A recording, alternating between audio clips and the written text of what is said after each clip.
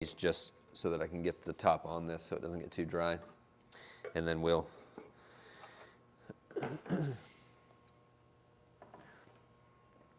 like I said, I don't mind any questions. And also, when we get done with this, I could do the wet thrown section, as far as making larger pieces that way. Aaron and I also talked about maybe doing like a platter type bowl, something that I've practiced a lot and gotten fairly well known for. Yeah, I call them platter bowls. Basically like a really wide, shallow bowl. I recently did a YouTube video on making a wide, shallow bowl, mainly because sometimes I see, she's like, is that for me? I mean, everybody has different throwing styles, but recently I've seen several videos on Instagram or YouTube where somebody has this, and it looks really impressive, but they'll like pull this cylinder, like really wide kind of cylinder, but like this tall and maybe only that wide, and then they'll take a rib and they're like, vroom. And I'm like, the amount of skill it takes to do that is beyond most people. And I'm like, I think there's a better way to do that. I mean, the way that I've been throwing wide cylinders, we should save that conversation for later, but I like to pull out as I'm throwing. And so it's going in the direction where you want it to finish anyway. Also, clay has a memory. So if you start by making a really tall cylinder and then stretch it way out, that's going to have more of a tendency to raise back up as it's drying. So. I have a question. Yes? When you're drying those, now that you put a wet piece onto a fairly dry Stiff piece, yeah. do you cover it Nope. and it doesn't like No, crack? never had one crack.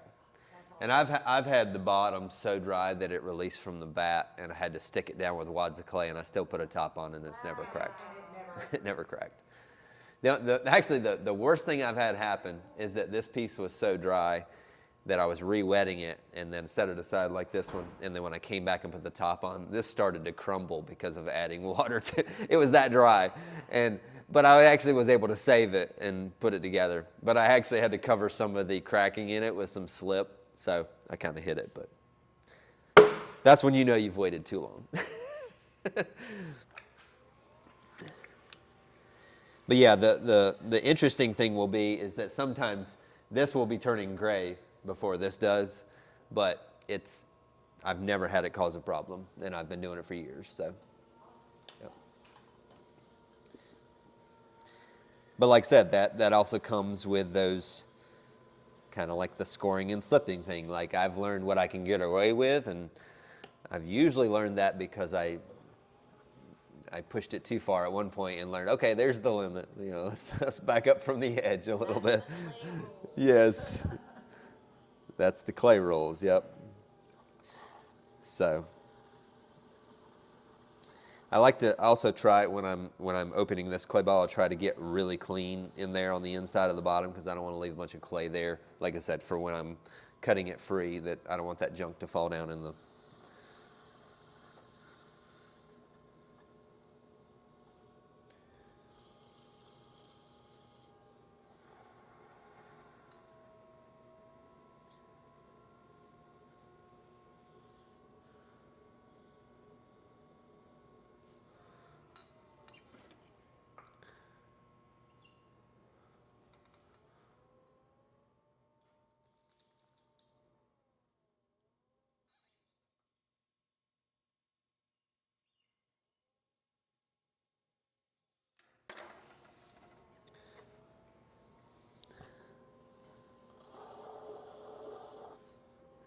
Can you talk about your wood kiln a little bit? I know that you, what's his name now? It's escaping me. Over in Lake.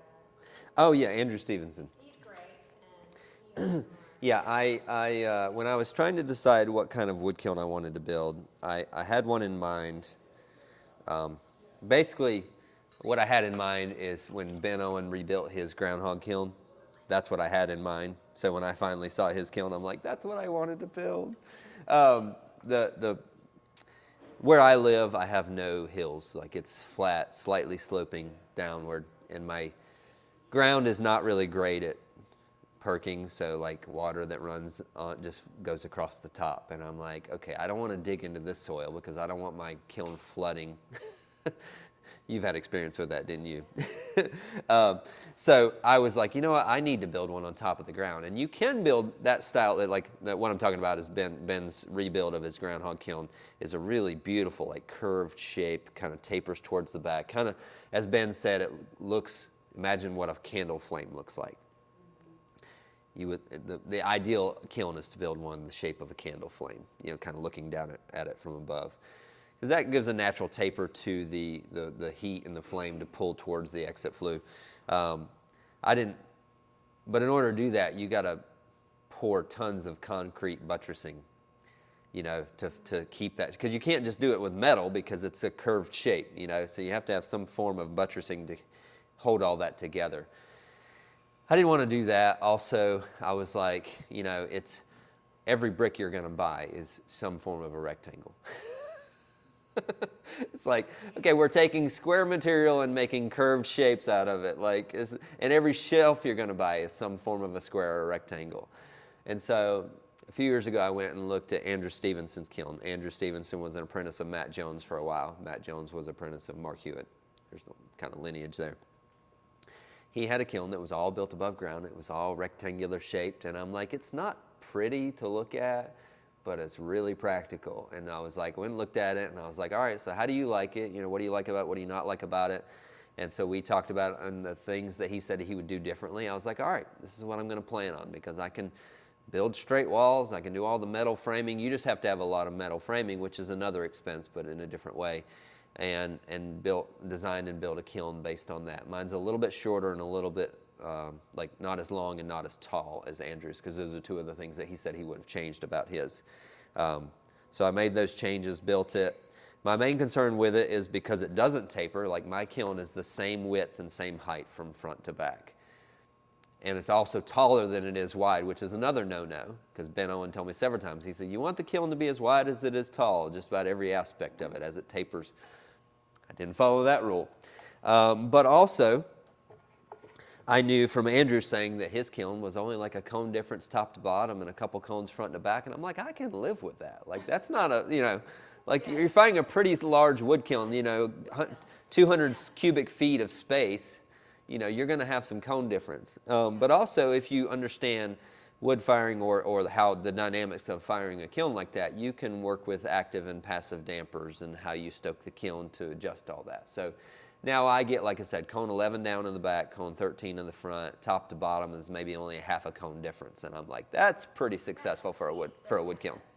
It seems like a very efficient kiln, which seems to suit perfectly for Yeah. me. And I was like, oh, this is a Matt kiln. It is. It's very efficient. It's like I said, I had to settle on the fact that, you know what, like what I'm selling is what's coming out of the kiln, not the kiln itself. I want a pretty kiln to look at, but this kiln makes a whole lot more sense because I cut way less brick in the process of building it. You know, all the shelves fit in there perfectly. I mean, it's like, you know, I have it's like 4.5 feet wide inside, so that gives me two 2-foot shelves with like 3.5 inches on each side or so, and it's like, Perfect. it is. It's. So you guys can go see it at his studio, Pottery. Yep. Call him first. He's not open all the time. Yeah, by appointment. I send people to him all the time anyway, because I'm like, well, they're here. Yes, that's okay. Thank you. I do too. Yeah, thank you. No, it's good. Since I put out my sign by the road, I get a lot more random visitors. I still have the majority of them call before they come, which I do appreciate. But I'm never going to get mad at anybody showing up in my driveway to give me money for the work that I'm making. I have been upset at a few customers, but well, shouldn't say customers, few visitors that come just to use your time and then not support you. But not that they're required to, but you know what I mean. Yes. If you run a studio, you know what I mean. Sometimes they just want a bathroom. Yes. Yep. That's true, but we don't have a public restroom. So you Yeah. send them down to my place? I send them to the Pottery Center. Oh, good, because it's closer to you.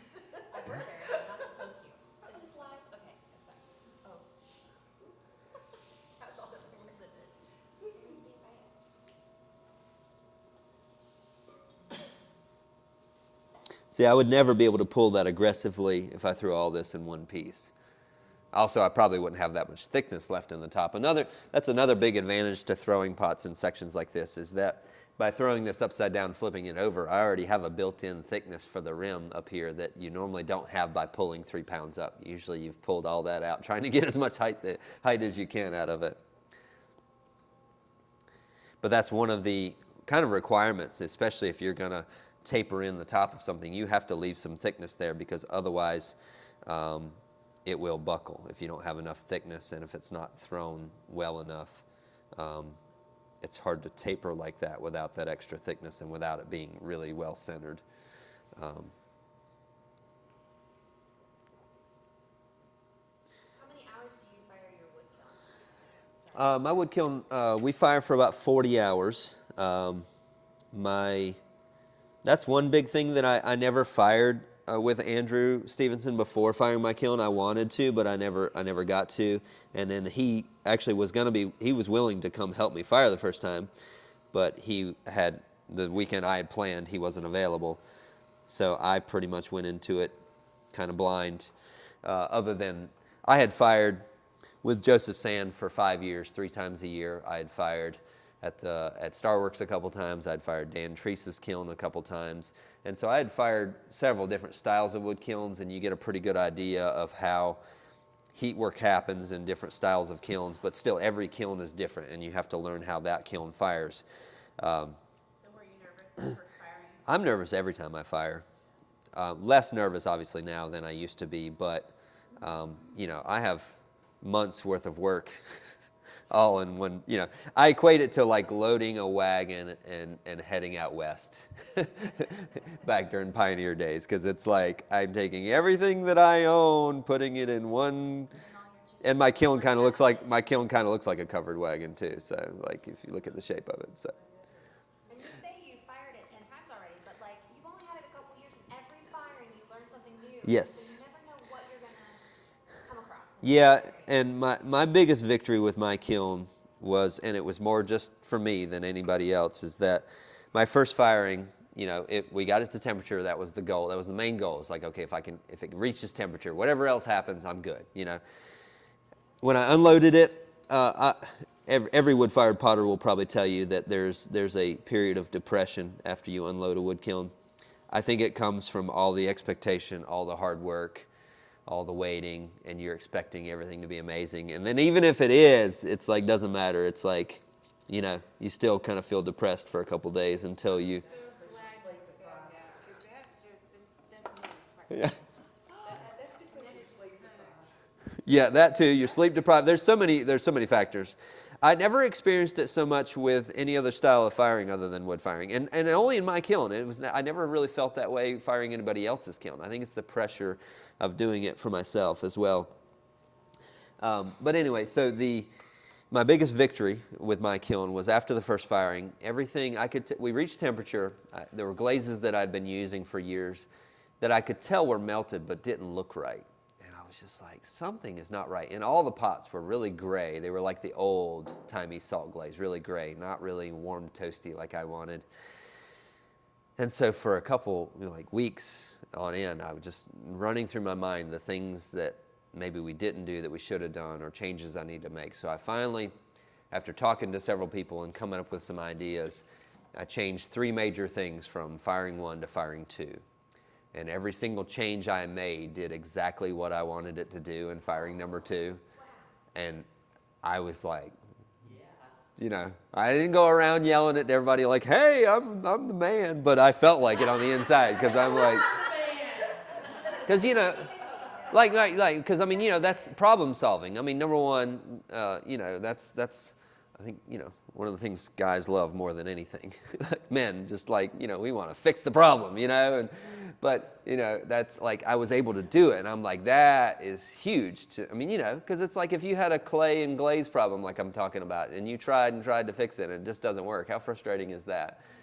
And between my first and second firing in my wood kiln, like, I figured out 3 major things to do to fix the things that I wanted to fix, and I'm like, dude. That's a lot of changes in one. Yes, it is. Right? Usually you Yeah. only want to change not so So the changes, and I'll say the changes that were, is that I didn't use my active and passive dampers very much at all in my first firing. So I never had any back pressure. That's mainly what caused me to not have the toastiness on the clay body, because I didn't do any reduction, at least not heavy enough. I also didn't do a good soak around like cone 9, 10 to really, that is also a good time for reduction, but also a good time to even out the temperature throughout the kiln. So my second firing, I went to a 12-hour hold at 2,000 degrees. I burned a lot of wood. I've backed that down to 6 hours now, but it's still not, I mean, Ben Owen holds for like anywhere from 48 to 70 hours at like cone 10 or 11. And I'm just like, that's insane. But Tucker does 24-hour hold at 10. yeah, 4-hour hold. yeah. Ben, like I said, Ben does way longer than that. It's 48 to 70 hours. Yeah, it's insane. So anyway, and then the other one was, the reason all the glazes didn't look right is because after adding salt into the kiln, we didn't fire for a long enough period of time after introducing the salt. So now I have a rule that after we finish putting all the salt in, we fire for a full hour. We continue to put wood in, just trying to build back up to the temperature we were at and then maintain that. It's the longest hour in history because it's like we are done with everything. It's like, but if you don't fire for that hour, you don't burn out all the excess salt. It's embedded in the clay and the glaze, and it does lower the melting temperature of everything in the kiln. That salt does that. But I learned, and if I had pieces, I could show you the pieces from my first firing, the glazes that I knew were melted because I could tell the way they looked, they were melted, but they were not shiny. And that, I was like, that should be shiny. I refired a couple of those pieces in my gas kiln, and just going to cone 11, they were bright as all get out. And I'm like, that proved to me that it was the salt, because I just reheated them to the same temperature, even a little bit lower than my wood kiln got to. But it was because all that salt revaporized and everything remelted. Yeah, will you talk about that? Some people aren't familiar with introducing salt and how you do it, and do you do any crash cooling or? And I also crash cool, yeah. But I did that in my first firing. So I don't know if that's going to fit. It will, yeah, okay. So I do add salt to my wood-fired kiln, which is not a requirement in a wood-fired kiln. You can wood fire without salting. Usually you fire for longer if you don't add salt, because you're trying to build up ash. You know, I think David Stumpley fires for like 5 days because he's holding at like 1,500 to 2,000 degrees for like 4 days, you know, just to build up ash, and then you get to the top temperature to melt all that ash. So that's the point in firing where ash can float and land on stuff. Yep. Not so much turbulence that it flows Yep. past it. So he, at a low temperature, Yep. is putting wood in, and that ash will go up and fall in the pot. Yep. Go up and fall in the pot, and he just stays at that low temperature for a really Yeah. long time, building up that ash. And so if you ever go see David Stumpley, that's why that ash has like, Yep. it just like drips. Yep, it does. But you have to build up that ash on the pots over that long period of time. Yeah, in my kiln, you can even see it. When we've reached, you know, like this temperature, you can look in the kiln. It's not too bright, and you can look in with your naked eye and see. And you can see the ash resting on the shoulders of the pots. And it's really cool. But yeah, once you reach, but that's the thing with, you can't, that's one of the reasons it's hard to mid-range fire wood, because that ash does not melt until you reach like cone 10. And if you don't fire hot enough, you will have really crusty, dry pots with just like, you know. And if you want crusty, dry pots, then yeah, fire to cone 9 in a wood kiln, and you'll have some. So, but that's the reason wood-fired pots usually are like cone 11 and up, because you need to get that temperature range to melt that. But adding salt helps you with that, because the salt is a flux and lowers the melting temperature. The sodium, it's hot enough that the sodium and the chlorine separate, at least to my limited knowledge of science. And the silica in the clay attaches to the sodium that's separated from the salt and forms that orange peel texture and the sheen on the pots. The chlorine goes out as gas, which obviously is not good for any of us, but you know, it's one of the things you do. So, so I introduced the salt into my kiln, mostly in the front of my kiln. I use a leaf blower with like a metal tube and a hopper on it, because we're introducing. My first firing, I did about 100 pounds of salt. Now we do about anywhere between 30 and 50 pounds of salt in my kiln. Of course, like I said, it's around 150 to 180 cubic feet of space. Also, I like the heavier salt on some pieces and lighter on others. So depending on, I've found spots in my kiln where it's going to get lighter and heavier. I also introduce a little bit of salt into the kiln. I side stoke my kiln as well, which means I have like windows in the side of my kiln where I can put wood in during the firing in between the stacks of pots. So when I load my kiln, there's 3 independent stacks of pots that as we load it, and I leave about a foot gap in between each one. And those are aligned with the side stoking holes in my kiln so that I can take off the cover, look in, and put wood in between those stacks of pots during the firing. In the first stoke hole, I pour salt on boards, a couple boards, and I put some in there as well to introduce a little bit in the middle of the kiln. In the back of the kiln, I don't do that mainly because a couple glazes that I use don't really like salt, and it will either bleach out the color or it will cause it to pinhole, so I just don't introduce as much in the back of the kiln, and so that's where I put all of those glazes that I want to look like that. Mainly my Rutile blue that I have, it doesn't really like salt, so. Yeah, you can be strategic with a larger kiln like that Yep. and protect some things and do different things depending on where it is. Yep. In the kiln. Yeah, that's another great thing about learning a wood kiln and having one that is yours.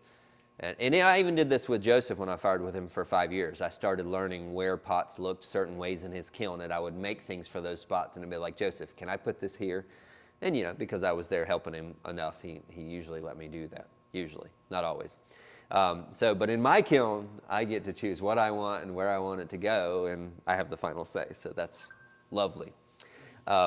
So that's the reason people, I don't know the specific origin of how salt got introduced to the first ever wood firing or kiln, but I'm sure there was some form of wood that had either been laying on a beach or had been used for brining meat or something, and then they used it in a kiln, and they were like, what is this effect on the clay? And you know, that probably is how it happened, and they realized that there was salt in the wood, and then, or maybe just some crazy guy was like, hey, let's just throw salt in the kiln and see what happens, you know, who knows? You know, that happens in clay too, right? The little crazy people that like to push the limits, like we were talking about. That's what I heard. That was the Yeah. term I heard, impregnated wood. Yeah. Yeah, so that, you know, because if you have driftwood, I mean, it's soaked with salt from the ocean. But then again, brining barrels, yep, yeah. Because you know, it could have been pickle barrels, it could have been, you know, whatever, you know. One of the things that I love about wood firing is that there is that connection to, this is the way pots were made for most of human history, thousands of years. You know, gas and electricity are pretty modern technologies. We all take them for granted, obviously, but they're pretty modern. You know, most of our grandparents probably had a time in their life, or parents, where they didn't have electricity or didn't have running water or something like that. And it's like, it's not that far removed from us, you know. So that's one thing I love about wood firing. Also, I guess I'm just slightly pyromaniac, so. All right, so, okay, we still got plenty of time. I'll do, let's see. I'll do throw 2 wet sections thrown together, or I could do 3, we'll see. Let's do, we'll take these 2, that'll be 1. I'll also explain how I would throw center in sections. So that'll be the middle section, and then the top. We'll just, let's say that much. So this is like bottom, middle, top, okay? So I didn't weigh those out, but just as an idea, there's, you know, probably a good, 5 pounds there, maybe 3 pounds there, and 1.25 pounds or so there.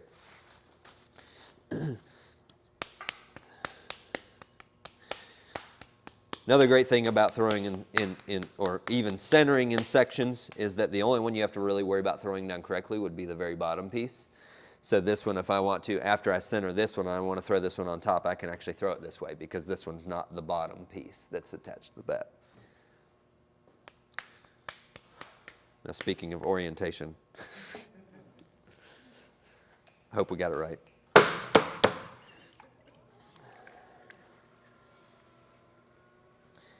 And because of some of the clay being a little air bubbles in, stiff and soft a little bit, I am actually gonna comb this up and push it back down.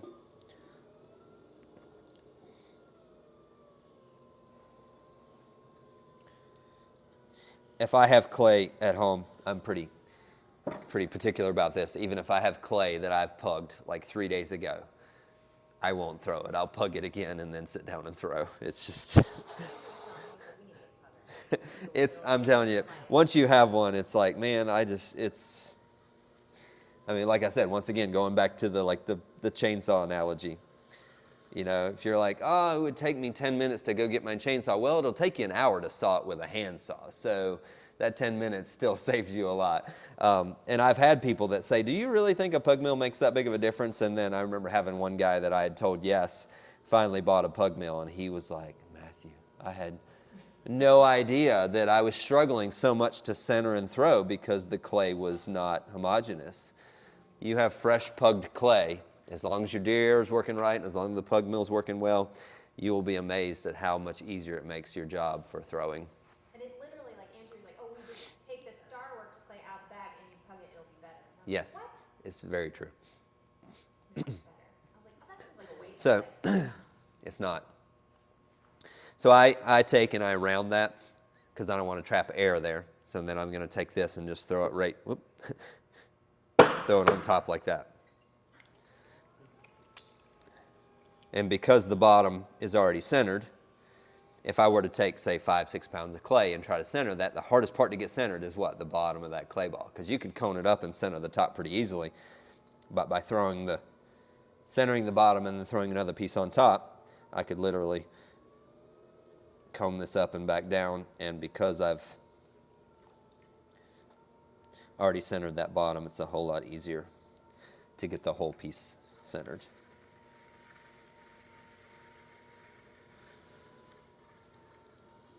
So I do that with amounts all the way up to, like if I'm throwing, when I coil pots, I throw like a 20-pound base, and I'll do 5 pounds 4 times like that. Center it, open up, and throw that.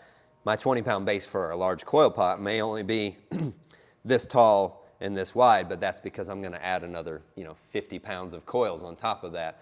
Although I'm torching it along the way, still it gives a really sturdy base to start with.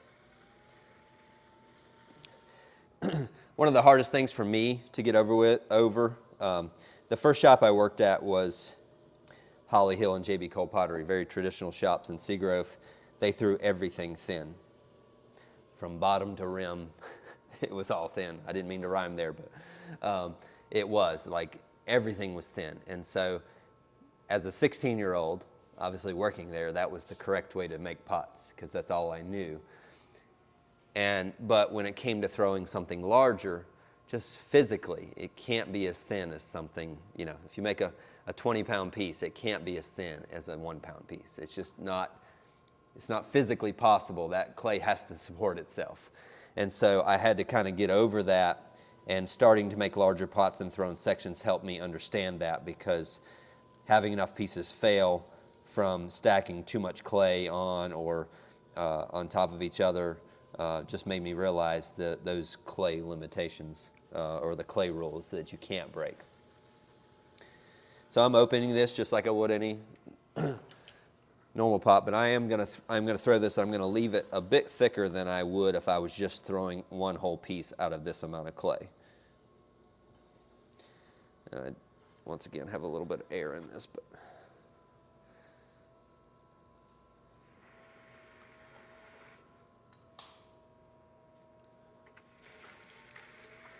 I pull with my knuckles or my fingertips. I do have the sponge in my hand, but it's mainly just to keep that area moist. I don't actually pull with the sponge.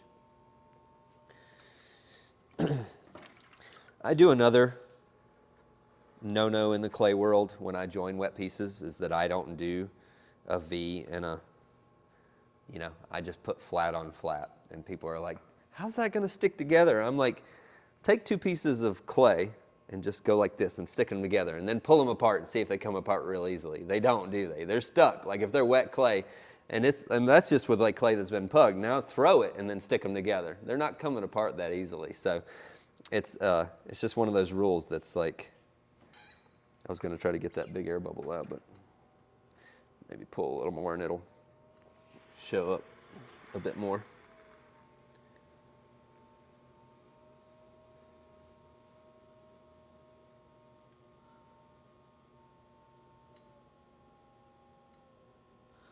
All right, so that whole wall up through there is about as thick as that rim is, which is between, I'd say, 3/8 and a half inch. Probably a little thicker at the base, but.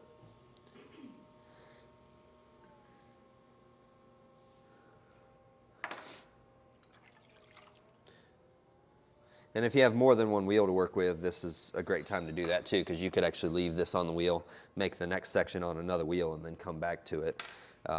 Usually I do this with a ruler, but I'll do it with this because it works just as well. But a ruler, I don't have to worry about this getting bumped. You know, this can get bumped in between, and then you like make it the wrong size. But also, this is another time where I would remember which bat pin that I had that on.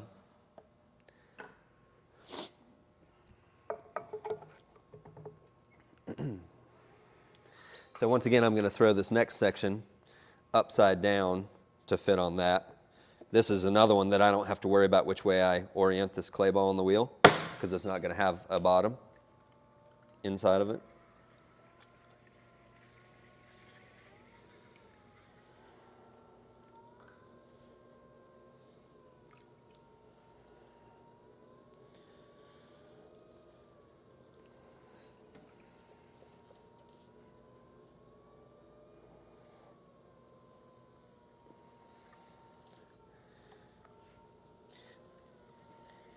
So I started working at the first shop I worked at when I was 16, or a week before I turned 16, and worked there just by the hour. The thing that nobody wants to do is the first thing I did is I had to make 500 straight-sided tea glasses before they ever let me make any other shape. So talk about torture. But as a 16-year-old, pretty timid person working for a pretty gruff Yankee, I didn't question it, and I just did it. And I'm glad I did, because going back to that first thing we talked about talent and skill, I definitely had artistic talent, but I needed to develop the skill, and repetition is the mother of all skill. So doing that really forced me to start down the road of learning. Throwing things in repetition will help you master that skill. And that's much harder to do the older you get, because you're like, I don't want to throw 500 of something. That's no fun. And we have the right to do that because we're adults, right? But when you're a 16-year-old working for somebody else and they say, if you want to work here, this is what you need to do, you just do it. So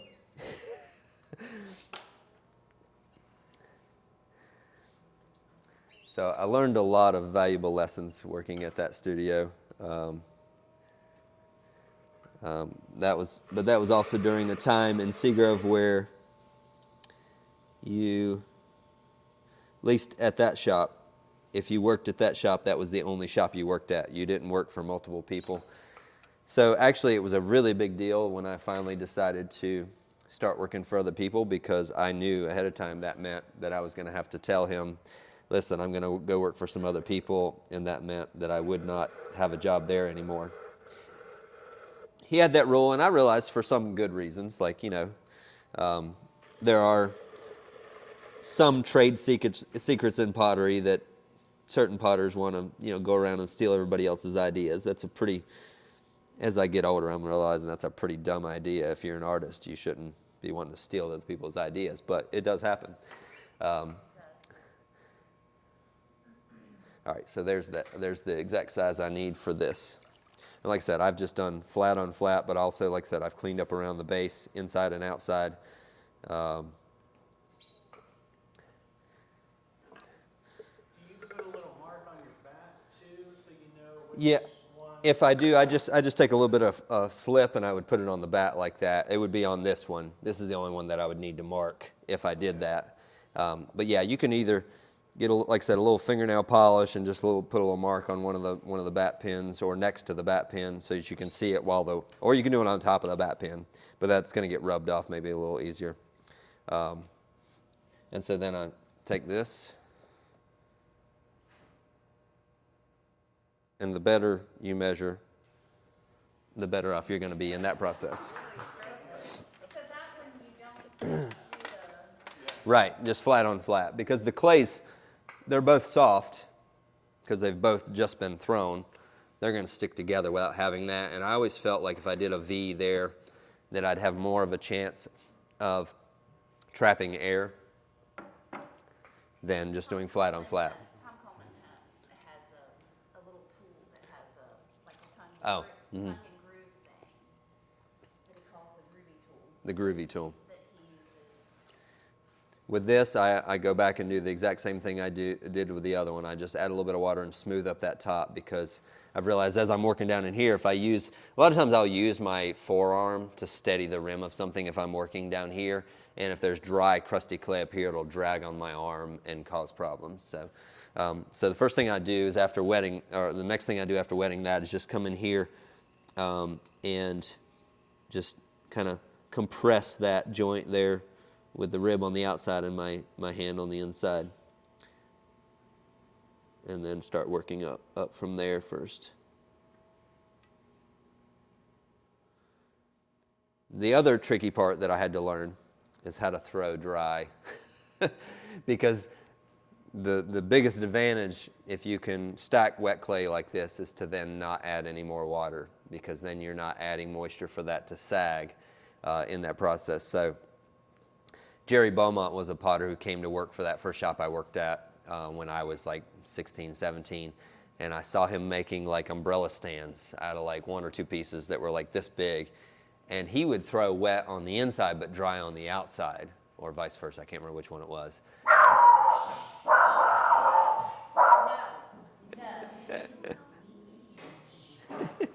sorry. No, you're good. So, so that was difficult to learn.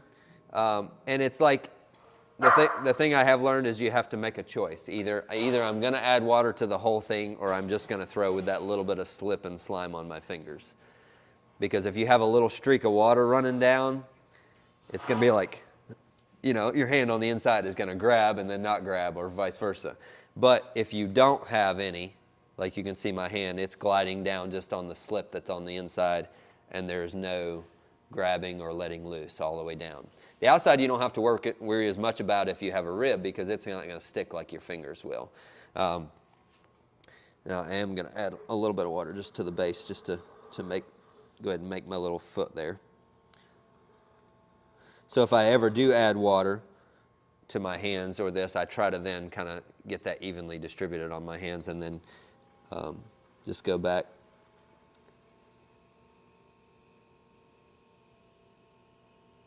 You can see, like I said, about my forearm there, steadying the rim as I shape this.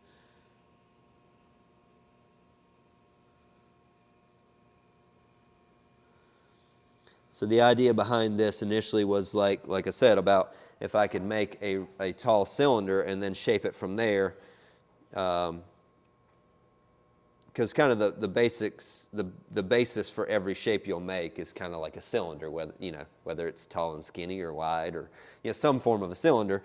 And I thought, you know what, if I could get a tall cylinder made, I could shape it from there into whatever shape I want to make. And also by stretching it like this, I'm also helping thin out the thickness that I started with, but I'm doing it with now 2 balls of clay instead of the one. Another thing that helps with, if I'm shaping through that joint, is that I'm helping join those 2 pieces together and making those consistent in thickness. I can't see on the other side. Are you throwing down as well? Yeah. I will. A lot of times I'll shape up like this, and then I'll start there and push back down. I saw the clay headed Yep. that way. Yeah, I do that. There are times that I really, and I just kind of did that intuitively initially. Yeah, there's that lump of hard clay or something that's in there. A lot of times I noticed as I'm stretching up like this, there's a portion at the top that seems like it stresses the bottom more to shape up rather than shape down. And I think it's because you're lifting it. Whereas if I push out up here and then work my way down, I'm kind of working with gravity rather than against it. And so I can kind of go down and meet where I had shaped 2 from the bottom. So a lot of times I'll shape from the bottom up to about here, and then I'll start up here and work my way down and kind of match and meet that spot where I had shaped out to. Like I said, there's a hard piece of clay right there, but that's that spot I felt earlier. I thought it was an air bubble, but I think it's just a hard piece of clay. So now here's another one where sometimes I'll actually throw like this to make that shape, and I'll just make it really bulbous, and then I'll let that set until tomorrow, and then can put a top on it like I did that one. But if I want to do it all at once, I want to now come and I'm just going to cut this off so I can get a flat spot to attach the next piece on.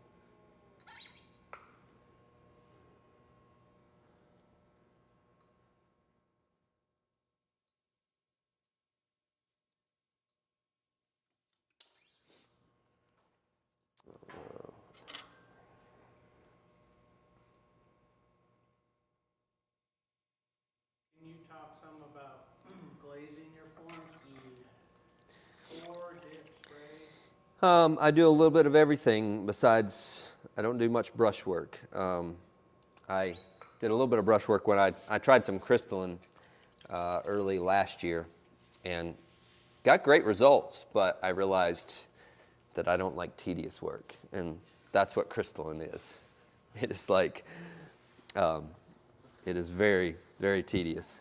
I don't know if you want to mute this for a second, but I'm going to blow my nose. Do I do it up here, or you want to do it? Or you don't have to, but I just... You want to take a mic off real quick? Blow out the mic. Yeah, that just won't sound. Y'all probably can't hear it, but the microphone will be like... Yeah, at Star Wars when they were like, oh, do you want to start a production line of crystalline? I was like, are you kidding me? No. Yeah, two things that I've wanted to do for years was wood firing and crystalline. And so when I started wood firing with Joseph Sand, that was kind of my first really good introduction to wood firing. And that would have been about 8 years ago. I met Joseph, and then he invited me to come fire with him. And then 5 years from that point, I finished building my wood kiln and then started firing my own. So, but crystalline, yes, is like, and wood firing takes a lot of hard work. Like there's a lot to do between splitting and stacking wood, building kilns, you know, making all the pots and all that. But it's not as tedious. Crystalline is like, okay, for every pot you make, you've got to make 2 to 3 pieces, because you got to make the pot, you got to make a pedestal, and a lot of times a tray. Sometimes you can make the pedestal and the tray in one. I made them in separate pieces, so that was 3 pieces for everything I make. Then you got to glue them together. You got to brush all the glaze on, mostly 2 to 3 layers of glaze. Then the firing takes like usually 6 to 8 hours longer than any other normal firing. I was doing it all in my gas kiln, which I was torturing myself to do that. But the crystal growth in a gas kiln is different than an electric kiln. You'll get a lot more jagged crystals rather than these really perfect, like amoeba looking crystals, which I like those, the gas fired ones better. But then also crystalline, like if something goes wrong, you can rarely ever refire it and get a good result. So you get less pots in the kiln. It takes longer for every part of the process. It's more expensive because of the glaze materials and the clay.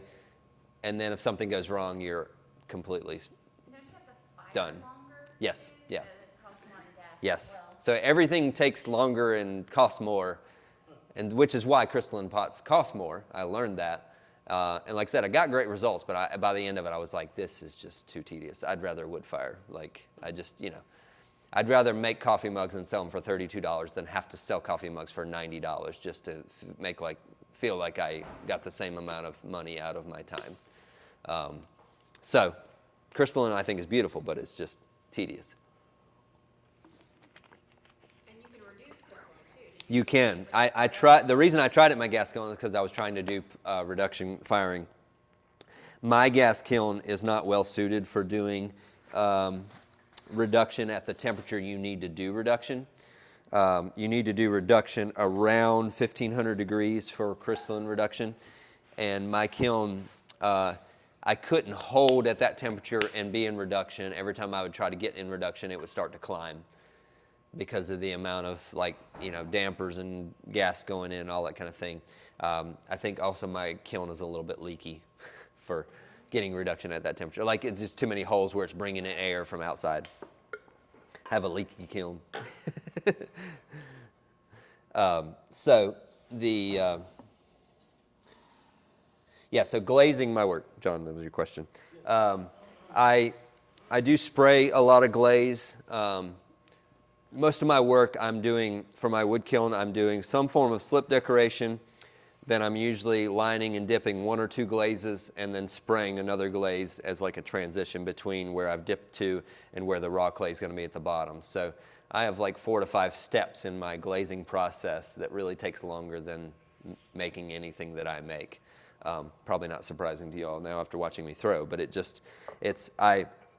but one of the things that I love now after developing a decent skill at throwing and not having to like worry about every step of the process of like what can I make, it's like what do I want to make, and I can actually think how I'm going to glaze something or how I'm going to finish it while I'm making it, because I can think steps ahead because I'm not so focused on like, okay, is this pot going to survive on the wheel this time?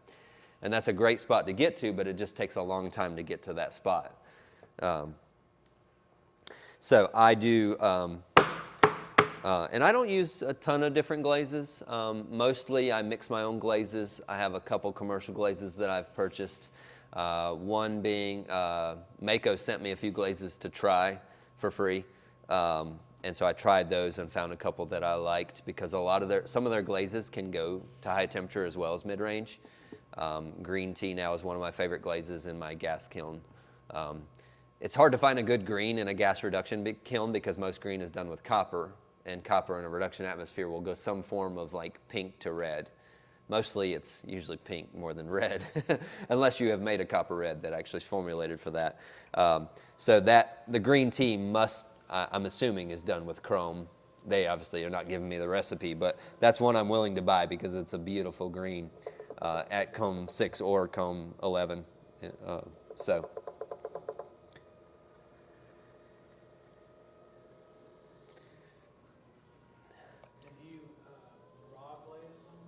I don't. I still bisfire everything. Joseph Sand would make and glaze everything as greenware and then load his kiln with greenware. There are definitely some great advantages to doing that. I had already developed my glazing style to go on bisqueware. And also I had to transport all of my pots from Seagrove to Randleman to fire with Joseph, and so it just made sense to bisfire everything anyway. And over those 5 years, I had really developed a style that I wanted to keep doing. And the way that the thickness of your glaze and the point that you have to glaze all of your pots for greenware glazing, I just didn't want to have to redo everything that I had already developed just so that I could greenware glaze. Because the thing that it saves you is, yes, the energy, electric or gas, of bisfiring, a little bit of time, and also if something messes up in the greenware process, even if it's been glazed, you can just recycle it. But I'm like, you know what? I only lose maybe 1 to 2% of everything I make in general. So like, I'm okay with that. That's pretty low. So I'm not upset about that. And just my glazing process is so much easier because my normal schedule of making pieces for my wood kiln is I'll make all the pieces and decorate them and bisfire them along the way. And then I take the last few days before loading the wood kiln and I'll glaze everything at one time. I might start glazing ahead of time or I have one apprentice right now that just works part-time, and I may have him start glazing things ahead of time, but usually I'm not that prepared, just to be honest. I would like to be, but usually I'm not. Leading up to a wood kiln, anybody who's ever fired a wood kiln, it's like, okay. You have enough pots. And so Exactly. you're always like, I'm still making pots just in case. Yes. I'm always making, and now I do some greenware firing because I'm usually making pots like Sunday or Monday when we're going to load Wednesday. They're usually smaller items that I know that I can make and they'll dry in time and then I can glaze them. The glazes always look a little different because in order to greenware glaze, usually your glaze is probably like twice as thick, or maybe not twice as thick, but a lot thicker than your normal glazes are that you would dip bisqueware into. Because the glaze is not soaking into the clay as it does with bisqueware. It kind of sits on top. So the biggest challenge of glazing greenware is usually you're glazing when it's like leather hard. And then that glaze and clay have to shrink at the same rate. Otherwise, the glaze just falls off.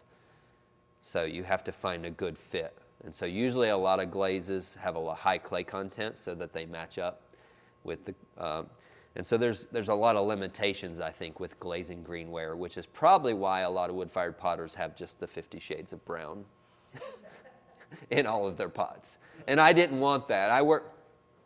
I like colorful pots myself. Also, in working for the studios that I worked for over the, say, 20 years that I threw pots, I noticed everybody else I worked for made and sold colorful, shiny pots. And I'm like, that's not all I want to make, but if that's what sells and I like it also, that's not a bad business decision also. There, Also, Joseph fires reds in the gas company. yeah, or at least he used to. I don't think he's, yeah, that was in his Olson Fast Fire. He was doing them in there. The red doesn't survive in salt. The salt will bleach out the red. I learned that. I tried it in my kiln. Even inside, like 2 planters kind of made like a sagger, and it was still just like clear. It didn't turn red at all. But I also think that the reduction for copper red needs to be really consistent for like, I start my reduction at 012 and keep that reduction all the way through. I didn't also... All the way through. All the way through, yeah. There are a million different schedules for firing reduction kilns. I have never really studied that many, so you can see what I did there. That would have saved me from doing that if I had one marked, then I would put it on, because you saw how wobbly it was before and now it's more centered. Like I said, that's because these pins are centered with the wheel, but this bat, the center of that wheel changes depending on which way it was put on. Huh. That makes a lot of sense. Jeez. Yeah, because I've had several people say, well, yeah, those bat pins are centered. Why does it matter? And I'm like, yeah, but that bat is not. The center of it changes. I'm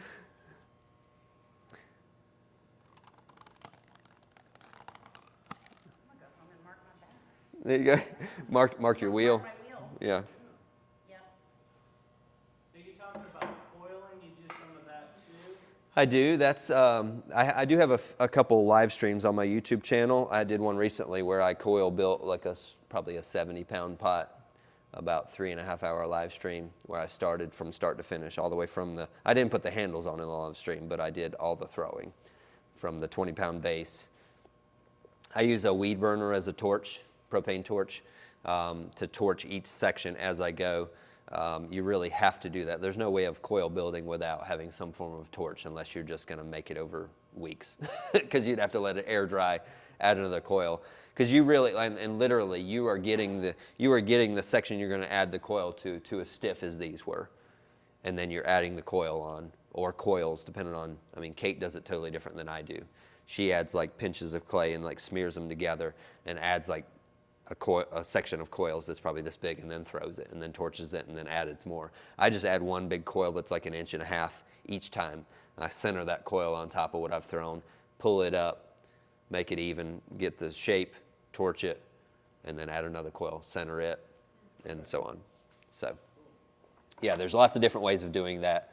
I believe Kate's style is a bit more of like the, like Thailand, yeah, that style of throwing coil pots. I guess Korea as well, because Adam Field does that.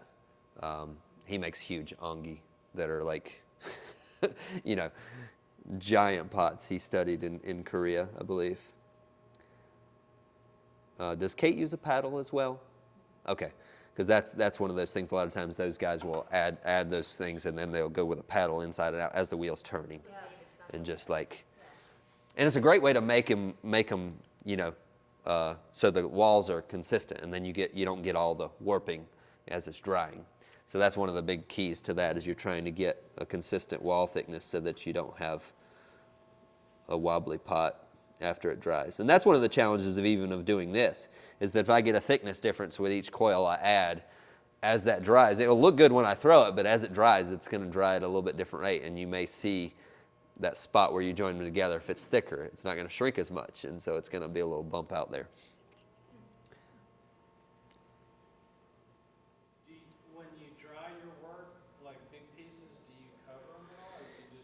The big pots are crazy because they dry faster than about anything I make because I've torched them so much.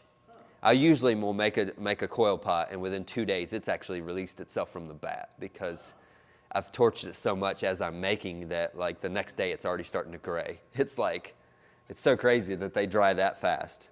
But also a lot of people use a groggier clay with making larger pots, and that would probably dry faster anyways because it's more of an open clay body.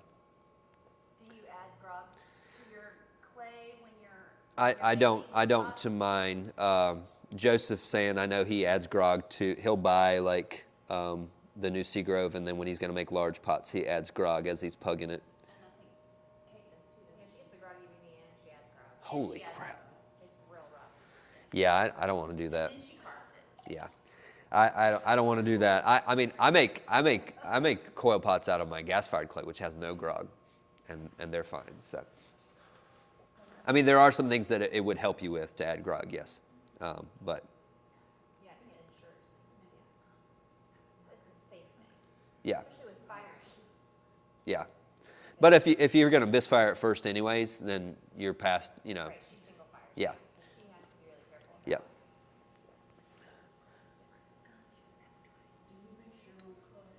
I don't. I'm buying most of my clay from Starworks, the either Oka Medium or Okawimi or Okawimi Light, and I have used a little bit of Grogawimi as well.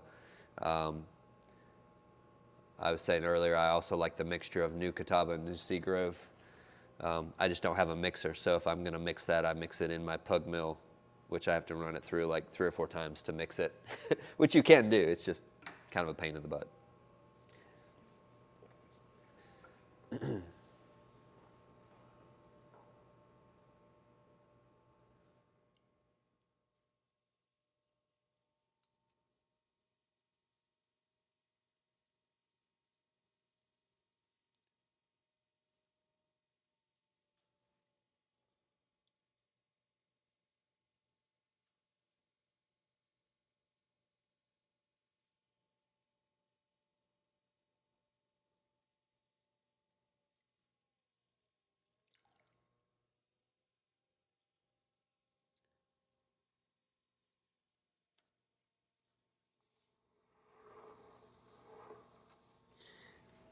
And then because I have thrown this thicker, if I get to the end and I'm like, oh, I would like more of a tapered bottom, I know there's probably enough thickness there that I could come back and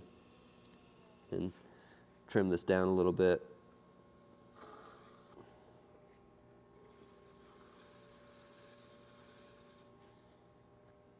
Just add a new foot.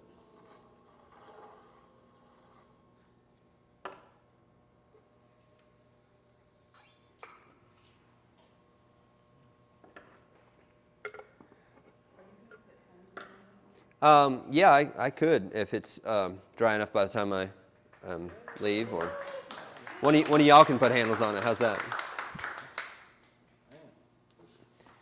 And so yeah, I personally would struggle to make that large of a vase with that shape, or jug with that shape, out of just one piece of clay. I think most potters would, even really experienced potters. Maybe not Ben Owen or. But a lot of potters would struggle to make something that shape, that size, out of just one piece of clay. And even if I could do it, it would probably be heavier, and also it would just be harder on my body to center that much clay, pull that much clay. Just the tension your body has to go through to keep steady that whole time of pulling and shaping that out of one piece of clay.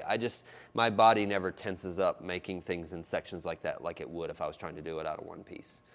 And that's just one thing that I think is going to help me, hopefully, be able to do this as long as I can, like until I'm, whatever. I don't really, it's not that I don't want to retire, but I really enjoy what I'm doing, and after doing it for 30 years, I still enjoy it. I'm like, that's a pretty good sign that this is something I really want to do and keep doing.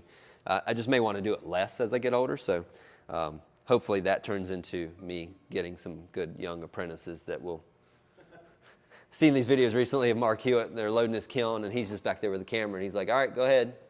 It's like, yep, loading the kiln. And I'm like, you're not doing anything. You're just sitting there telling these guys what to do. And I'm like, there's nothing wrong with that. I mean, he's made up most of those pots, but it's just like, yeah. It's like, okay. Yeah, by the time you're in your 60s and if you're, are having apprentices and they want to learn, then there's nothing better for them to learn than to actually do it too. So, you just have to trust what they're doing, because wood firing is pretty, like, I'm there every time I load my kiln, and I'm the one putting the shelves in, and because I'm like, this is, towards the end of me helping Joseph, we were loading his kiln at one point, and his kiln was like over 6 feet wide at the base of the kiln, and we had 3 2-foot by 2-foot shelves already stacked up about 3.5, 4 feet, all the pots on them, and we started stacking the middle of it, and one of the shelves on the bottom of the stack cracked while we were standing there loading it. We heard something, and then it just slowly started leaning towards us. We ran out of the kiln. Joseph stood there and watched it fall, and yeah. So that every time I load my kiln, I think about that, but the shelf cracked, and it was one on the bottom, and so when it broke, it just gave way. The whole thing fell. At least it happened during loading. So did it have do you think it had a small crack? Yeah. And so he used to chip away the excess salt and stuff on his shelves before grinding them, and I think that's when it happened. So now we all kind of like, hey, I think it's better to put all your shelves on a cushion and then just grind them with like one of those diamond cup blades. And so even my shelves, I do them all that way. I clean them all that way, so I don't chip at them or anything. And every time before we load them, we look for cracks. Yeah, like an old couch cushion, so it absorbs all that shock. We tap them all to see if they sound solid, and look for cracks and all that. Just do everything we can. I've loaded a few shelves in the kiln with cracks in them, but they sounded solid, and I put them on the top, which is where you put your heaviest pots. But if a shelf's going to break, you'd rather have it break on top than on bottom, because you don't want the whole shelf collapsing. Because, I mean, a lot of wood kilns, you're not stacking that high, but my wood kiln is 6 feet tall in the center, and so I'm stacking pots all the way to the top of that ceiling. That would be a lot of, and those shelves are like $300 a piece. So he lost a small fortune in shelves, and then all the greenware, The only pot that survived was actually he had only put one of my pots on that whole stack, and it was misfired, and it survived. And I'm like, that stunk. Pottery nightmare. Yes, it was. Trust me. I have pictures of it still on my phone, so I can show them to you later. All right. Any questions on these styles so far? We're at 11:15. All right, good. You got time for your platter. Yeah. I have a question about your making process. Like, do you have a set, like each day you're like, okay, today I'm gonna make mugs, or do you just make what you feel like you want to make, or? It's a combination. Most of my work is revolved around my wood kiln now, because it takes most of my time.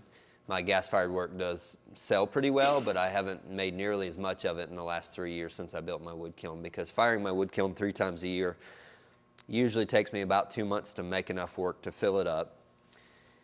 Then you have glazing, loading, firing the kiln, selling the work, which all takes another, close to 2 months. And if you're going to do that 3 times a year, there's all 12 months of your year. I'm like, okay, I don't know. So, but what I do when I get ready for a wood firing is I create a list on my phone of things I would like to make, and maybe put some numbers of how many things of those that I would like to make. And then, yeah, just kind of generally work on it based on what I feel like making that day, or what I know I have time for. If I'm going to make mugs, I know I got to have time the next day to put handles on, all that kind of stuff, or a couple days later at least. So in this cycle right now, there are a few things that I've been wanting to make for about a year, and I keep putting them to the end of the list, and then they never get made. So I was like, you know what, I'm going to fix that. I'm making those things first. Yes, and so it just kind of will force me, because of my production background, I can make a lot of pots pretty quickly. That's a good thing and a bad thing, because that means if I have any procrastination in me, I'm like, oh, I can get it done later. And the last time we fired, I probably made 350 pots the last 2 weeks before we fired. We had some other things going on the first part of the year that interrupted my schedule, but still, it's like, okay, I don't want to be in that position again because that's just too stressful. I can do it if I have to, but that also means that I get up in the morning, I work until, I thankfully work at home. I can go in and eat lunch, work till dinner, eat dinner, come back out and work, go in and put the kids to bed, come back out and work until 1 or 2 o'clock in the morning, go to bed, do it all again the next day for 5-6 days a week. I also realize that in the next 10, 15 years, I probably won't want to work that hard or won't have the energy to work that hard. So I'm trying to make sure that I get some of those priorities in line so that I can continue, doing this for years to come. Did I spill that or do I have a leak? Take days off, like on the weekend? Yeah, I mean, I probably do a little bit of something every day, but I'm really ambitious, but I call myself ambitiously lazy. I'm driven, but I'm not driven to the point that I can't relax. And so I work really hard so that when it's time to not work, that I really enjoy my time when I'm not working, and I'm okay not working. I don't feel like I have to work. I just, I'm okay with it. So, but also at the same time, like, I was making pots last night until like 11:30 or 11 o'clock. But that's also because nobody was making me do it. I just could do it, so I was doing it. So that's, yeah. And a lot of strange things will happen when you're not being forced to do it anymore. And most of y'all in this class, you're not doing this because you're forced to. You're doing it because you want to be here. So you can have a lot more fun doing it rather than when you're forced to do something. So. And time management is a whole other thing when you're working for yourself and you're like, oh, well, if I throw these, now I'm going to have to deal with them on Saturday. Yes. You know what I mean? Like, Yes. you have to structure your week differently, or you start to stumble into those mistakes over and over Yes. where you're like, oh, well, if I throw on Friday, my whole weekend is shot. Yeah. Yeah. So I don't throw on Friday, or you Yeah. do and just know the weekend is shot. Yeah. You know? Yep. Exactly. So right now, my biggest goal for wood firing is that I want to eventually, it hasn't happened in 10 firings, I want to, the day we start loading is we usually load on a Wednesday and a Thursday, and we start firing Thursday night and fire through Saturday afternoon.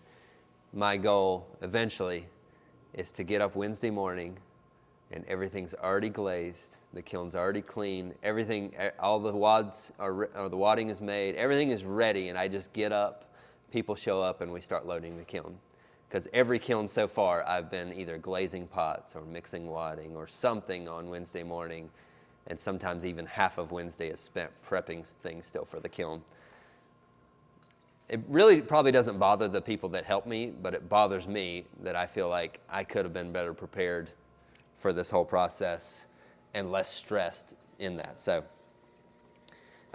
my apprentice right now has been a great help. He's been doing most of the kiln prep for every firing, like cleaning shelves, cleaning the kiln floor, mixing, wadding and clamming and all the kind of things that we need for the process, making cone packs. So he's been a huge help in a lot of those things. I just usually have to make enough pots early enough that process, I'm not glazing on Wednesday morning before we start loading. So that's my plan, but it hasn't happened yet. All right, so in making wide, shallow bowls, or as I like to call them, platter bowls, I like to open up the clay ball with the heel of my hand because there's a more surface area there, and also I'm trying to just spread that clay out wider, and that's just a stronger part of my hand as well. It's already curved, kind of the shape that I want it to be. Also, the inside of the bowl, I'm trying to make a really nice curve on the inside. There's nothing wrong with a bowl that has a flat bottom and then walls that come up. Some people will call that the ring of shame, where the bottom of the bowl meets the sides. That's one of those rules where it's like, well, it doesn't have a thrown foot, it's not a real bowl. I'm like, oh, okay. It's like, but I mainly do it because I like the look in the inside of the platter bowl if it has a nice curve all the way around. Also, if I make it really smooth, the way I'm glazing my bowls really works well with having that nice, smooth, gradual surface coming down to the center as the glaze melting and running. I don't trim these, but I also try to make these so they look like they're trimmed. And I want a really generous foot on the bottom, because I make my platter bowls mostly so that they can be wall hanging pieces as well. And so right at the point where that foot meets the bottom of the bowl, I like to have that kind of a deep gallery there so I can wrap a wire around that so that it can hang. I use a like number 12 gauge solid copper coated wire that I wrap around that foot and make a loop in it so that you can hang it on the wall and you don't see it's hanging, just looks like it's floating on the wall. I should have brought one of those. I was trying to pack light coming down here today. So anyway, so I open up with the heel of my hand like this. And then from that center point, I just kind of pull my heel back towards myself, but I'm also lifting as I come back toward myself. So now you can see I've already got that started in a curve inside there. Okay, and now instead of raising this up and pulling walls up and then having to lay that out, I'm going to push my pinkies under each side so that I can get a spot to pull from. But then I'm actually going to grab that. My first pull is going to kind of be with my left hand, where I do like a claw pull, coming back towards myself so that I'm working with the wheel and working with gravity, so to speak, rather than going real high and then having to push that down. Now I'm going to clean another spot for my next pull. One of the great things is the way that I pull is that it leaves a little bit extra clay on the bat where it kind of comes down like this, and then I turn that clay into the foot later. So I'm going to add water to that, and then I'm going to go right up underneath. I've just got, like I said, the sponge in my hand, but I'm pulling with the fingertip of my middle finger kind of on each hand.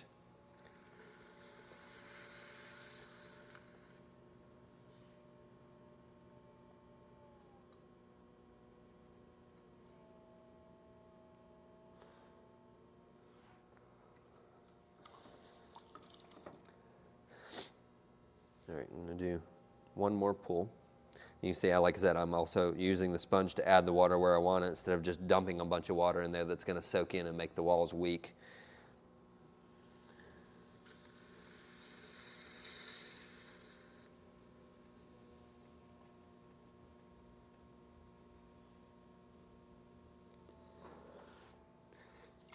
And now, because I am going to lay this down some more, I want to go ahead and clean off the clay that's around the bottom of the pot and off the bat, and then I want to form the foot. So I'm basically going to do the same thing I did with those. With the point of it, I'm going to stick that point underneath that extra clay that's there, and I'm using this hand, kind of using my pointer finger, my thumb, to kind of round that as I push the rib underneath that. Use all that extra clay that was there, kind of push. I'm really aggressively pushing with my thumb to kind of create that V there, and then this is going underneath the bottom to lift it off the bat a little bit. And then I'm going to take the 90-degree angle of this tool and push it right on top of that to make that really nice indentation there where the wire will eventually be if I hang it. Do you see that? We got that really nice spot in there. So you're not going to trim this? No. I mean, and if you wanted to, I mean, like I said, there's nothing wrong with just throwing this thicker and then coming back the next day and turning it over and trimming it. Like, there's nothing wrong with that. It's just like, if I don't have to, then I can either make more pots or I can go hang out with my kids. Like, I don't know. I think about things a little differently. It's like, you know, I don't have anything against trim pots. I love a trim foot on a bowl, but I'm like, I don't think the average customer I have is going to come look at this platter bowl and turn it over and be like, it doesn't have a trim foot. I don't want it. Really, like if you do that, then like by all means buy it from somebody else. Like, it's okay. Most people. That person does not unload. That too, and most likely, if somebody did that, they're probably a potter, because otherwise they don't care. They don't know what a trim foot is and what's not a trim foot. Most people are buying pots for the way they look or the way they feel. They're not turning over. I mean, it's not sitting on the counter upside down either. You know, you're only going to see that trim pot when you pick it up and go, oh, look at the bottom. And you'll know a potter in your booth too at a show, because they're the one coming going, you know. So they're the only ones that care about the bottom of the pot. Anyway, enough of that. The other thing that I learned from Ron Philbeck, I don't know if you guys know who Ron Philbeck is. I saw him making plates one time on a treadle wheel. Not in person, he was live on Instagram. And he was throwing them, and then he said, and then I reversed my wheel, and then he said, then I put my right hand on the inside instead of the outside, and he used a rib. And I was like, you can't do that. Like, how, that's, you know, it would be impossible to like reverse the wheel. I can't throw the other way. But the thing is that to form the inside of a bowl, a lot of times you still want to use your dominant hand because it's the most steady. But if you want to use it, you kind of have to work in front of you like this, and it's not as comfortable. And so I was like, I got to try this on my platter bowls. And so I was like, I reversed the wheel, and I was like, oh, this feels so awkward. But I did it, and I'm like, wow, it feels like I'm just making a pot normally. It's just that my dominant hand is now on the inside, but because the wheel is reversed, it's going the same direction as if I were over here doing it on this side. So first thing I need to do before I do that, though, is I need to wet the outside because I need my, this is where I don't want to throw dry. It'll grab a little bit too much. I just add some water to the outside with my sponge so that this hand will glide. I'm going to reverse the wheel, and now I'm going the uh-oh direction. Now you reverse the wheel. I reverse the wheel. So now I'm going to work with my dominant hand on the inside with this curved rib, and I'm going to start out here at the rim, and then I'm going to push down, supporting it on the outside with my left hand.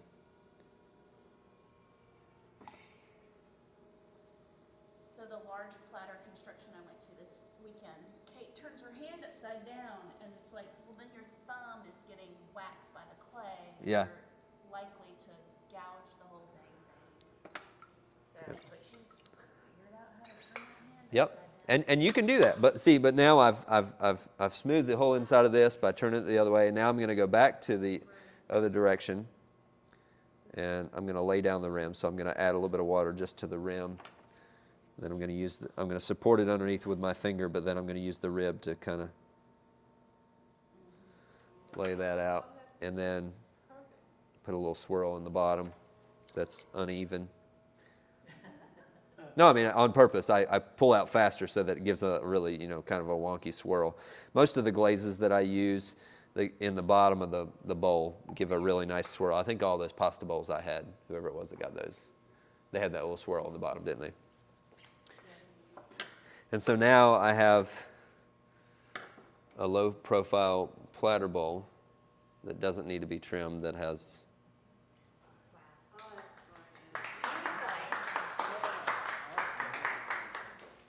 And I do those all the way up to, when I get the larger ones, sometimes I will throw and pull. Like if I've done some that are like 15, 18 pounds. They're like 24 inches across. A lot of those I will torch before I shape so that it gives a little bit more stiffness to the clay. I'll either use, I brought this in case I needed it today. I guess I was going to show you one other thing on this. I've started carving the rims on some of these. I'll torch this one and carve it a little bit. If I can get it back on the wheel without damaging it. I'll use this torch or I use that weed burner. This one I do for smaller items. I recently learned something just like within the last couple weeks. I made... last time I fired my wood kiln, I had some large lidded pieces that I made, and they warped, and so then the lids didn't really fit well. And I'm like, this really stinks. I got to figure out how to make these and have them not warp. And I'm like, I thought that maybe it was like first thing I tried is I would throw the piece, just like maybe that shape there, and I want to put a lid on it, and I would actually, but like larger, maybe 6 pounds. And I would take out this torch and maybe just torch the top of it before I lift off, because I'm like, maybe the bat's flexing as I'm lifting it off, and it's kind of ovaling it. But then I was like, okay, well that didn't help. They still warped. So then I made some more of them just maybe a week and a half, 2 weeks ago. And I'm like, all right, so I put them on my rack that I have next to my wheel. I had torched them like this. I put a bat on top of each one, hoping that would keep it round. And then later that day, I covered them all with plastic. I'm like, maybe they need to dry slower. Like 2 days later, I take off the plastic, and they're all ovaled. I'm like, I was so mad. I'm just like, what? Like, I've been doing this 30 years. I gotta, like, this can't be this hard. And so I'm like, okay, well, maybe they're getting, I finally was like, maybe they're getting uneven air. So I made 4 more, and I'm like, I'm going to put them out on a table. I'm going to leave them uncovered all night long, and they're going to get kind of the stiffness of these, but they'll still be soft enough that I could add handles or decoration. And so I did that, came out the next morning, they were all perfectly round, and then I covered them. And then later that day, came back and put handles on it. And I think being on the rack that I had them on, they were getting uneven air around them, and it was causing them to oval. And so I was like, okay, so when I make these, they need to sit out in the open air, like on a table, overnight to stiffen. I can make them later in the day, or I can make them early in the day and then let them sit for a few hours and then cover them. And that's just going to allow them to dry evenly all the way around and I don't even have a lot of air moving in my studio. But just that uneven dryness, and maybe even when I covered those with plastic, they were too soft, and then that caused them to warp a little bit. But either way, I've done now like 6 or 8 of them where I even made some that were like short, wide casseroles, and left those out overnight. Came back the next day, they were all perfectly round, and I'm like, hey. It was, For a draft, yeah, it's weird. yeah, or just on that rack, because they were close together, all on like a square, you know, like the inside, there's more moisture in between them all than around the outside, and yeah, just dried unevenly because of that. Okay, this reminds me, I got one more thing I'll show you, and we got time, okay. I've been carving my platter bowl, the rims of them. It's caused me some heartache, so be careful before you think about doing this, because I thought I made a lot of platter bowls, and then I would come back and maybe alter them, like pinch them or flute them or whatever, and that was fine. And then I thought, you know what, with these hanging on a wall, if I did some relief carving on the rim, it would look really cool. Like if they're on a solid color wall, and then you had and the edge was not just perfectly round, it would be really nice. So then I thought, ooh, I should carve some of them. But like I said, that has caused me some heartache, because some of where I've carved them has cracked. I've tried to mitigate that to some degree. A lot of the smaller ones don't crack. I have a trimming spinner here that I use. This is from Diamond Core Tools. I love these because they divide up. You can divide up the circle of something into anywhere from, you know, thirds to twelfths on this based on the colored hashes. And so a lot of times I'll use one of these, and then I may use a ruler. I don't have one now, so it's okay. I'll just eyeball it. But I'll use this to just do my marks of, like, say I want to divide it up into tenths. I can start on these the light gray, and I'm just going to put a mark, just cut into the rim. I've got an X-Acto blade here. Just going to divide this up so that I know where to start carving from, so that it's somewhat even. After I do all the marks, I'm just going to carve by Yeah, what is that little thing called? I heard you say a trimming spinner. They make them in 3 different sizes. They have a little bitty one, a medium one, and a large one like this. I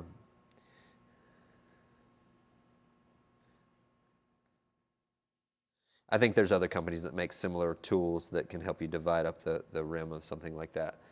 I put this on a sponge because if I put this in the bottom, I'll mess up the bottom trying to grab it back out. Now, what I normally will do is I'll start at one of these. I've just been doing some basic designs of kind of like a floral pattern or like a leaf pattern. I'll just start maybe every other one. I'll mark kind of like halfway through the rim to give me a starting point of where to start carving from. And then I've got, I'm going to end up right here. This is where my other mark is, so I'm just going to start. I use the X-Acto blade to just push. Usually I wait till the next day, cover these up, and come back either later that day or the next day.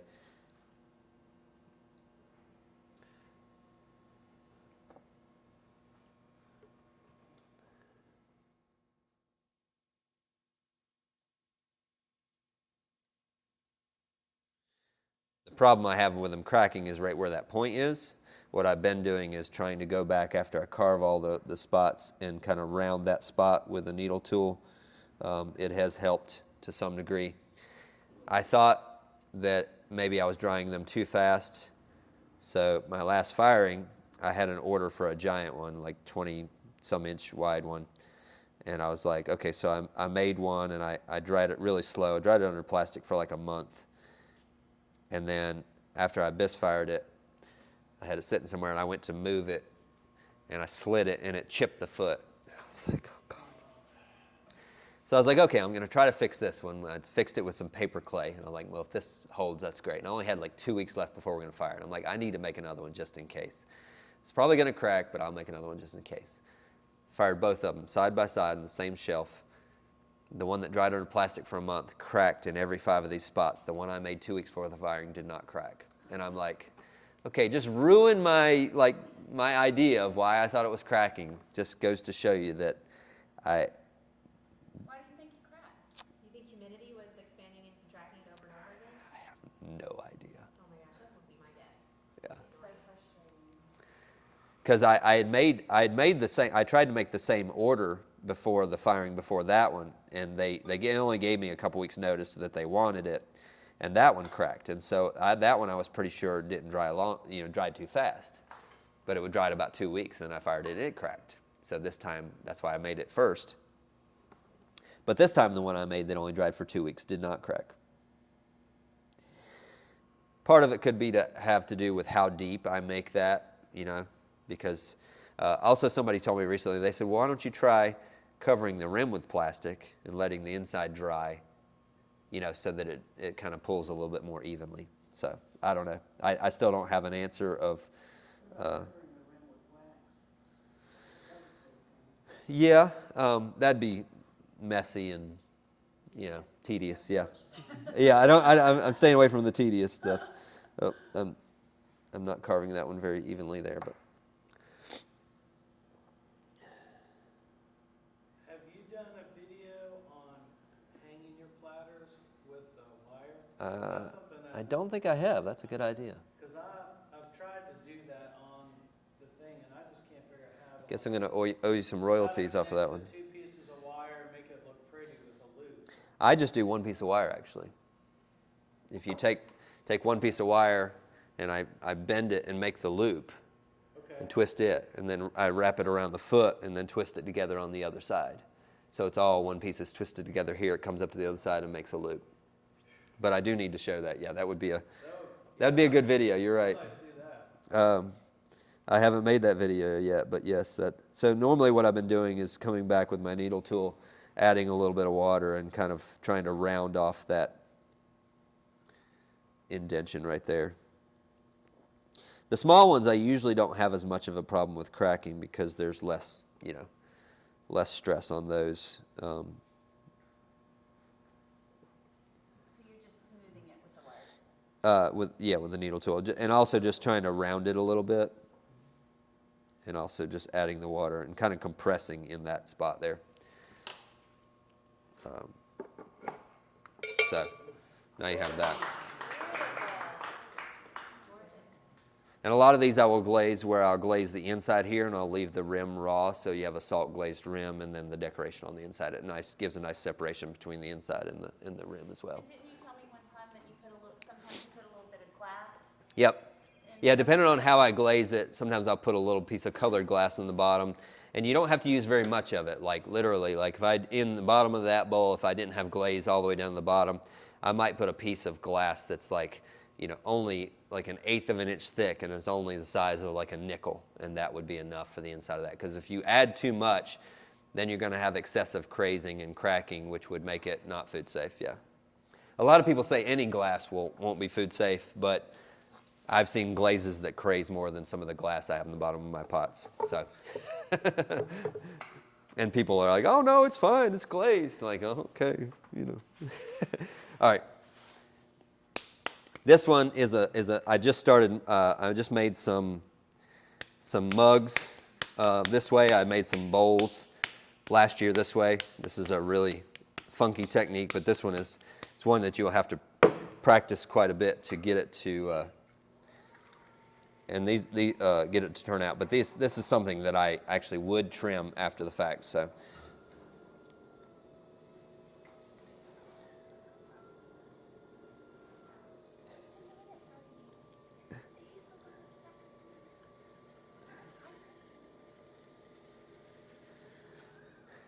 So my plan is to make a really tall, I mean not a tall, a really thick, skinny cylinder, and I'm going to carve some facets in it and then go from the inside and stretch it out to make all those facets like swirl. And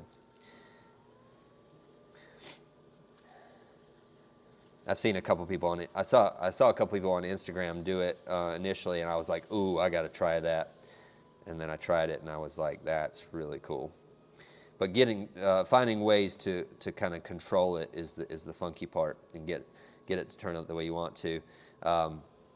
So I recently made like 7 or 8 of them, and I put handles on them the other day after I trimmed the foot on them. So it's like, I'm doing so much more work than I ever do for a mug on these. But I'm like, hey, I'll just have to charge a little more. But I love them, and so I'm really, that's one of the things I'm really working on for myself, is finding a balance between the things that I really want to make and the things that I need to make to earn a living.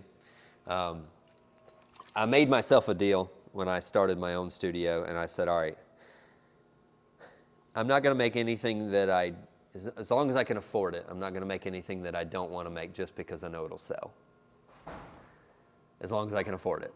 I'm not above it, because I'm like, hey, if I have to make bacon cookers because I need to pay the bills, then I'll make bacon cookers. But other than that, I hate microwave bacon. I think it's one of the ugliest pots I've ever seen. And I've made a bunch of them for other people.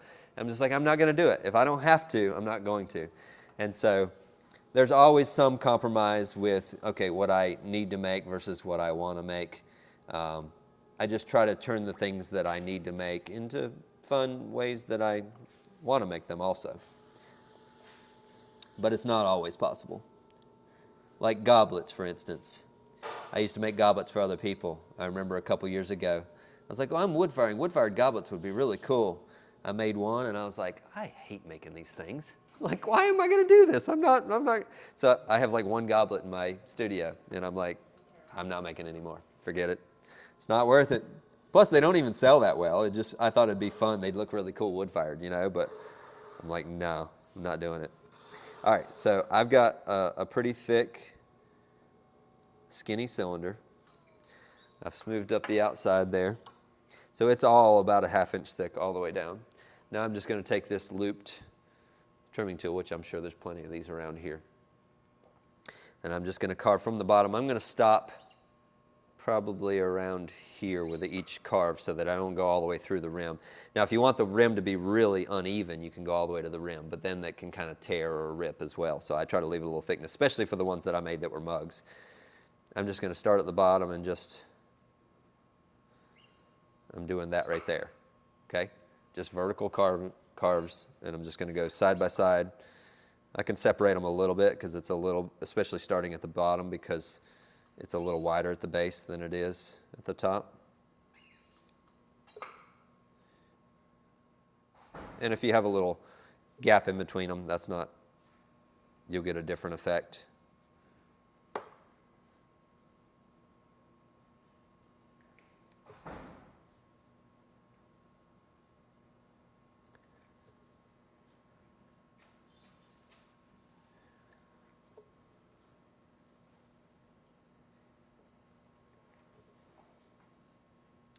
And when you get to the end, you kind of have to like, all right, how do I end up back to somewhat even with all those? All right, so there all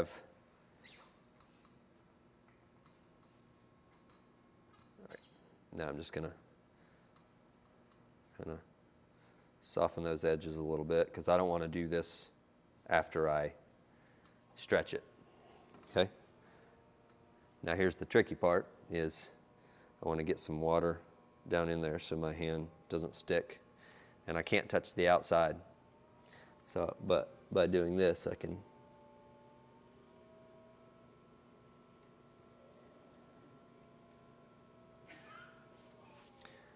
All right, I'm gonna touch the outside of the top to bring it back in.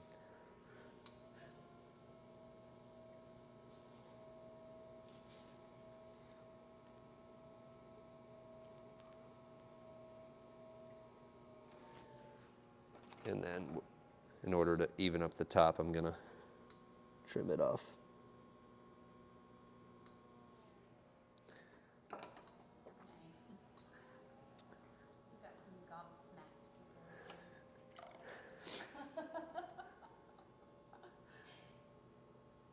And now wait for the really cool part. That wasn't the cool part. No, I mean just how it looks when it's finished.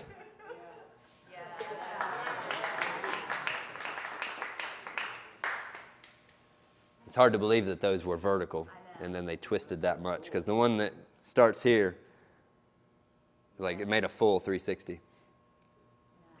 But yeah, these you need to trim the bottom because you get, well, you don't have to, but just to even that up and get a nice foot on it. So I try to leave a little extra clay at the base. And then Thank you, Matt. That was wonderful.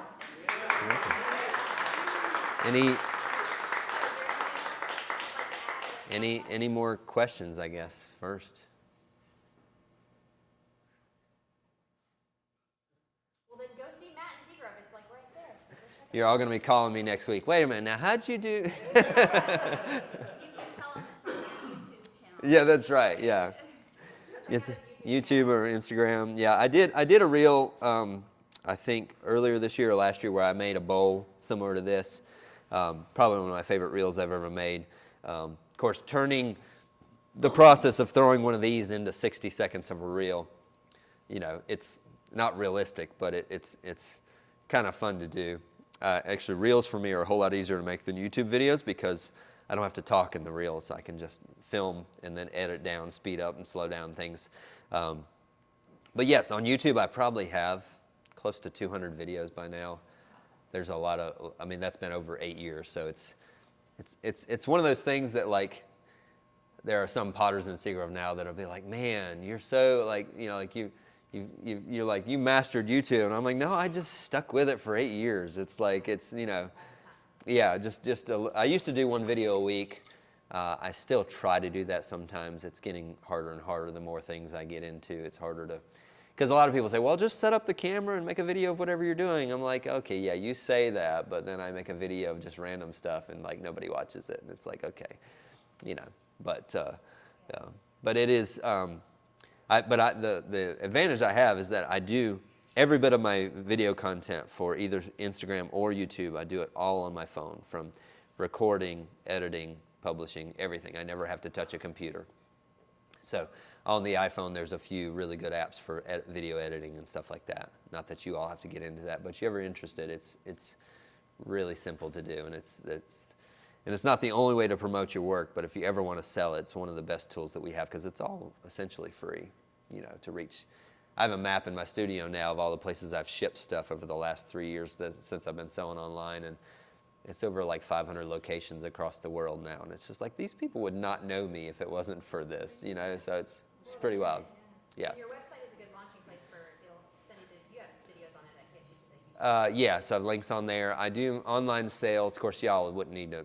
If you ever want to buy anything from me, don't buy it online, because I charge more online than I do in person, because I have to Create all that content. Yes, create all the content, packing materials, shipping, you know, all that kind of stuff. So, but if you ever see anything on my website and you're local, you could just call and say, hey, number 47, that one, I want that one, hold it for me and I'll come get it.